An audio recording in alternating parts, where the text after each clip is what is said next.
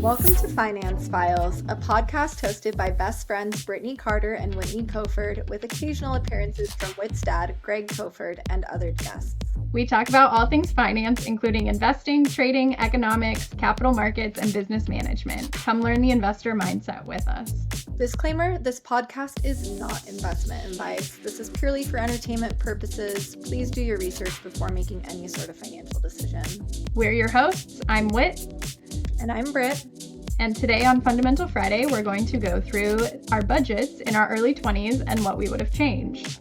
So this is a screen sharing episode if you want to watch it, but we will talk through the budgets if you're just listening. Also, side note, if you do hear some rumbling, that is Whitney's dog snoring.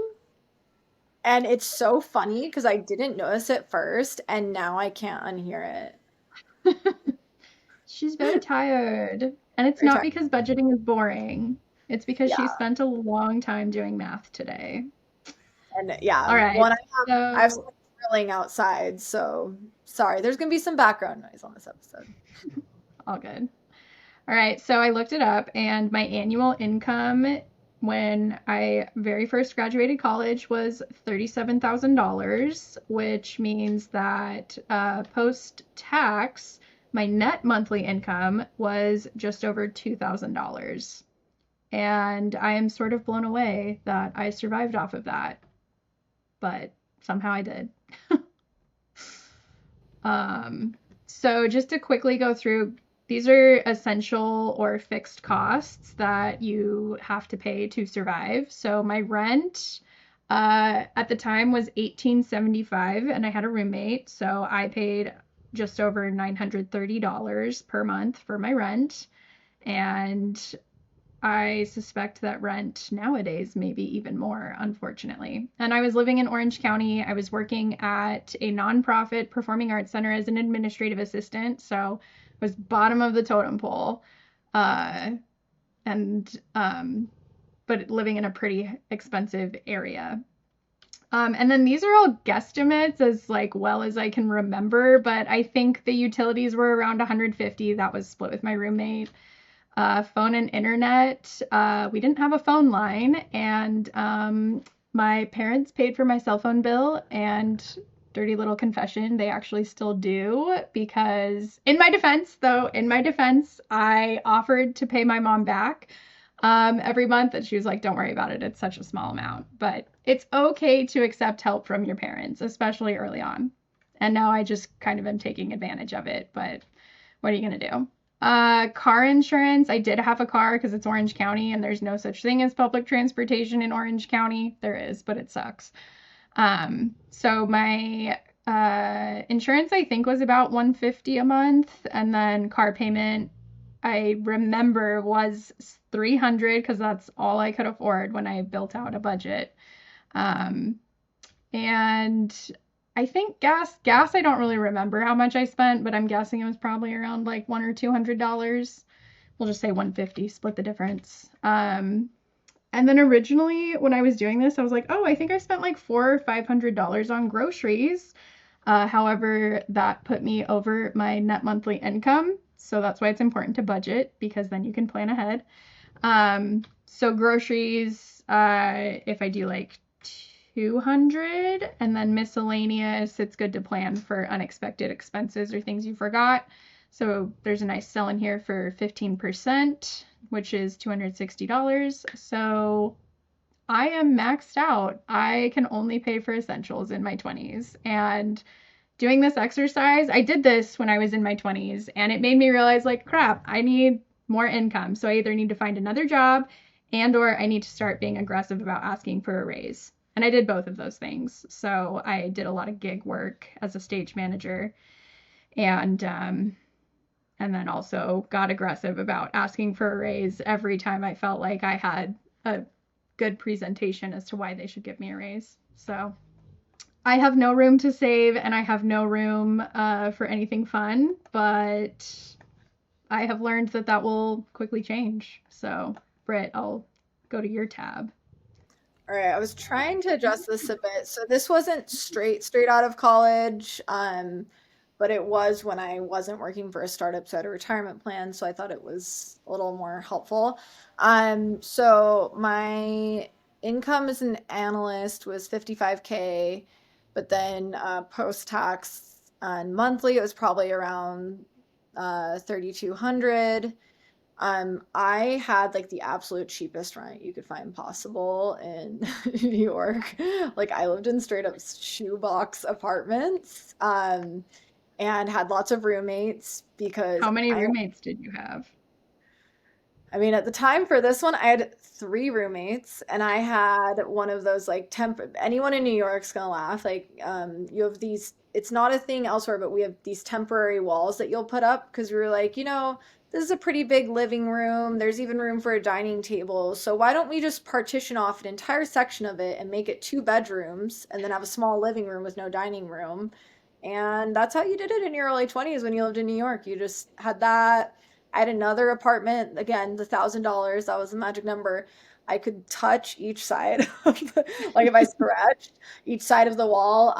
Because yeah, the last thing I wanted to spend my money on was my home. I'm not a homebody. I like being out and about. So yeah, I tried to make my rent as cheap as possible, but in New York City, that was only so easy. And you have to Um, get creative. Yes, yeah, and put up fake walls. And then utilities, I had a lot of roommates, so I think that wasn't too expensive. I do pay my own phone bill these days, but at the time I did not. And yes, I think I was in my 30s when I started finally paying it. So thanks, mom and dad. And then I didn't have a car. That was one thing that was really nice about living in New York, and part of the reason why I moved there is I loved the ability to get around without needing a car and dealing with parking. I don't remember how much the Metro Pass was. I put $100 just as a guess. Can't really tell you. If you do have a public transportation, one thing you can do is there's a benefit that they didn't even start to like midway through, but you can do pre-tax for that expense. So if your company has that kind of program, try and set it up. It'll save you some money because, as you can tell, Whitney was living in California. I was living in New York. We paid a lot in taxes. Oh yeah. And even if you live outside of it, I think people focus so much on state tax, but federal tax is really expensive too. Like you should be doing as much as you can pre-tax as possible, and that's going to reduce how much you're taxed. Let's see here. So yeah, so that was nice. I didn't have to deal with the car insurance and stuff. But I did have a Metro card. And then I did pay for taxis when I would go out, which eventually turned into Uber. It's like so crazy to think. Like I remember my first Uber ride. But yeah, so that was that. Groceries, I was a big snacker. I almost feel like I honestly if this was truly what it was, I probably should have just had Dwayne Reed as a line item. Dwayne Reed's like the equivalent of Walgreens, like Walgreens or CVS, right? I There was one attached to the building I worked at, and I would just always, if I didn't go home for lunch at that one thing, I would just go snack a lot. So I feel like I don't know. The groceries might be kind of low. I feel like maybe it was a bit. If you did a separate line item for snacks, then it's fine. I think 300 is fine. Um, the other thing too that I like that Ramit Sethi, this is based off Ramit Sethi's conscious spending plan, is he does like a miscellaneous that automatically adds 15% for things you forgot. You want that 15%. I mean, some people, and I have had times where I'm getting so minute into like, I've had some really detailed budgets to where maybe I don't need that 15%, but you'd be surprised. Like, just things come up that you aren't expecting. Um, but yeah, so that gets us to 1,700. I think I saved 5% even, which it's so crazy to think that's only like 160 a month that I was saving. But you were Um, saving, that's the important thing. but I was And you were saving putting it into retirement. exactly. And then I was trying to think. I mean, I definitely, a big thing for me is travel. I feel like I probably spent more on, well, this is monthly. I could only travel so much when I was when I was living in New York because it was expensive. I only flew home like once or so a year, but my one of my goals when I was 19 was to always do one international trip a year. So, after this was after I'd lived in Switzerland. So I think I went back to Europe that like I actually probably did spend at least 100 like on at like because that's what $1,200. I definitely spent at least that. I probably spent now that I think about it, if I work backwards, I spent at least $2,000 on travel. Um, oh, so that'd only be 16. Yeah, let's just put it even 200. But travel's a big thing for me. Let's see here. I probably spent more on clothes than this. Let's see, we're at 82%. Honestly, I feel like all my money went to clothes. Which is sad because I feel like I don't know. That was just so stupid of me to spend that much money on clothes. And then yeah, going out. Oh, and coffee shops. I probably spent let's take this out and like I spent a lot of money on like coffee shops and little like bagel spots and like I said, the Dwayne Reeds of the world. And I just realized too, this didn't really include like personal care items, like makeup and stuff like that. That's probably like those I would say were where all my money went to like clothes and makeup and everything. Because I was just going out all the time. I honestly don't even know if I spent that much going out because I would just spend all my money on the clothes and then I would like tap into all the promoters for the clubs to save money. Like for most people, like, oh, I can't afford going to the club. I need to go to the bar. But it was like for me, I was like, no, that's where it's free because I'm too shy to talk to any guys and get free drinks at a bar. Like I need the promoter to just like go to the club and be like get so I feel like So that pro was tips, figure out what you want to do and then figure out how to do it where you don't have to pay. exactly. Yeah, all the guys are like, mm. But the yeah, Well, well, and then you got really creative shortly after this with your travel goals and you finagled your way into working remotely for like a year, right? yeah. So this was actually this was I was a digital nomad before digital nomading was a thing back in 2015. And yeah, I was my same job like working on Wall Street as an analyst. I convinced them to luckily so we had a the office we were at was not big enough. And so they had to start letting people work from home a few days a week to accommodate the space. And I kind of said, hey, I'm working from home 2, 3 days a week. Let's make that five. And And you'll convinced save them. too much money because I don't need an office. Yeah. So anyway, so I convinced them, like at the time I've been working there for quite a few years. So I was able to get that trust element and work remotely. And then that was actually very interesting from a budgeting standpoint because one fun fact, like if you leave the country and you're out for more than 330 days of the year, you don't have to pay taxes up to I believe it's like 100 something dollars, 100 something thousand. And so since I was making so little, none of it was taxed. And I actually took a 10K pay cut when I left because I wanted less work and I was still making more because because I didn't have to pay taxes. So that was really nice. And then obviously when I was in Europe, it was like kind of on the pricier side. But when I was in Southeast Asia, oh my gosh, like my budget, I was going and getting massages once a week. Like I would have never done that. Oh, actually, I did go get I should probably put massages on here. I did splurge on. I would go to like the like cheapy hole in the wall massage places in New York like once a month. But I Another digress. secret line item. Yes, I digress. But yeah, my budget changed a lot based on where I was living. Like I was able to like live like a queen when I was in Southeast Asia. It was amazing with the That's exchange rate awesome. and everything.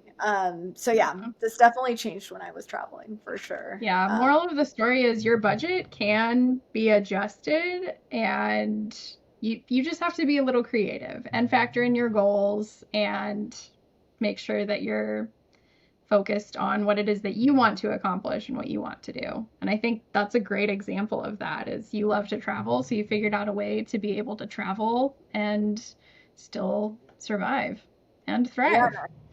actually like I would have been able to save Unfortunately, I did not save. I just like spent it on fun experiences for better or for worse. But like I was, yeah, I was able to spend that money on travel. I'm curious though, we were talking about like what we would have done differently.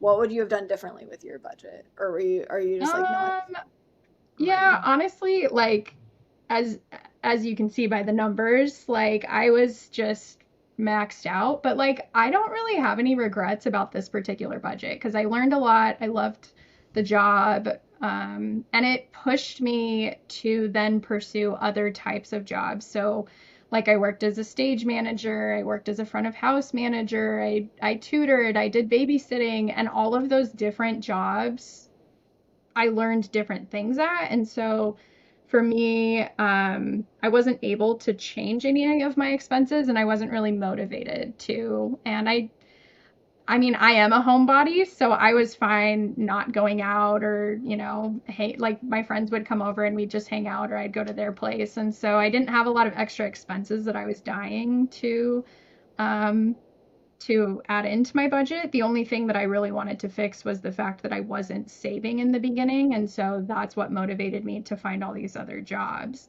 to supplement my full time job. And I don't regret any of it. So I guess my takeaway is like, I'm glad I did the budget and I'm glad that I emphasized savings. And I think you just have to know yourself and know what your goals are. And then make a budget that fits that lifestyle. I wish I had spent So, less money on clothes and like more money on investing. Like I just look at like because I would look at companies and knew they were a really great investment. And I just kind of like did my set and forget it retirement stuff and didn't really get aggressive about some of these other opportunities. So yeah. Well, better late than never. So, we're investing now. All right. Well, I think that's all we have time for. So, thanks for joining us on Finance Files. We'll see you next time.